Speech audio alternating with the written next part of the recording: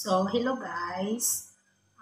Today guys, magawa ako ng banana fritter usually ganito.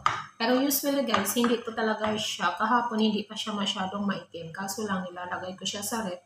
So, nakita ko siya kanina umaga, ganito na yung kulay. So, tingnan natin, check natin kung okay pa ba siya okay naman siya sa loob guys. Di ba ganyan lang naman. So, gagawin natin siyang banana fritter. Huwag natin siyang itatapon. So, ngayon, ayan natin.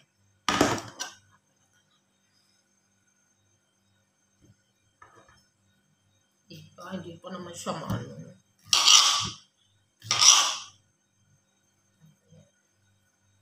So, tanggalin natin yung mga buto. Kasi sayang. Yan ako hindi. Hindi ko na lang siya isali.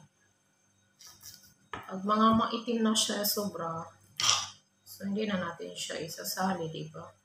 Gaya nito. So, yan.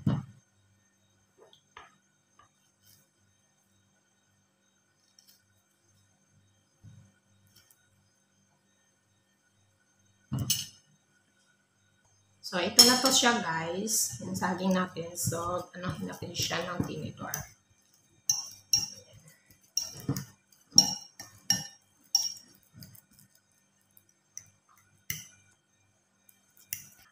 So, ganito na yung itsura niya guys. Tapos, lagyan lang natin siya ng konting harina at saka konting cornstarch.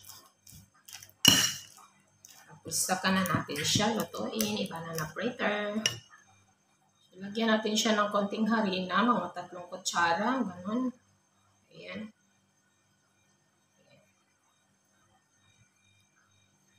So, ganito na yung itsura niya, guys. Yung ma-mix na natin siya sa harina. So, ngayon, ready na natin siyang lutuin.